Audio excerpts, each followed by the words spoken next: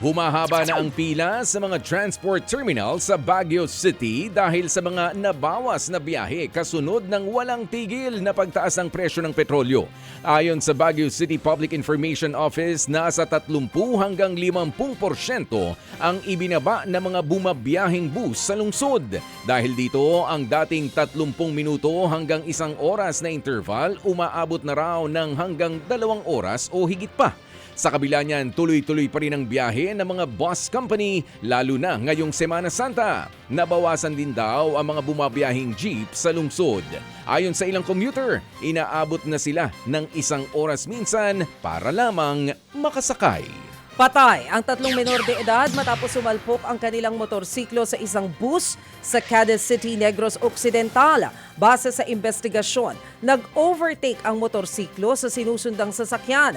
Sakto namang dumaraan sa kabilang linya ang bus kaya nakasalubong nila ito.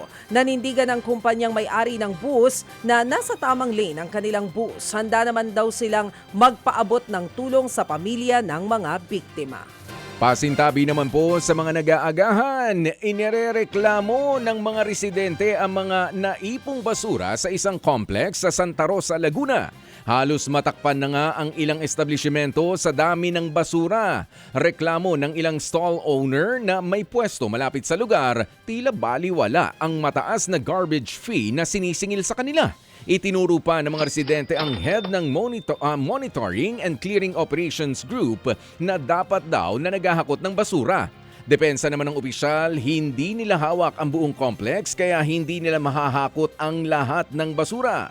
Ayon naman sa kanitawan ng complex, nasa transition stage ngayon ang kanilang pamunuan kaya may mga naiiwan pang mga basurang hindi nahahakot.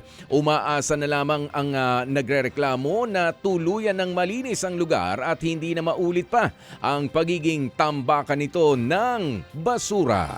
Mga kapatid, para sa iba pang mga balita at impormasyon, sundan niyo po kami sa X, Instagram, Facebook at syempre sa TikTok, True Network PH. Mag-subscribe din po kayo sa aming YouTube channel, True Network. May website din po tayo, truenetwork.ph, at pwede nyo rin po kaming mapanood sa Channel 19 ng aming True FM TV. Lagi pa rin makinig sa radyo dito po sa 105.9 True FM dahil dito, laging true sa'yo, kapatid. Dito tayo sa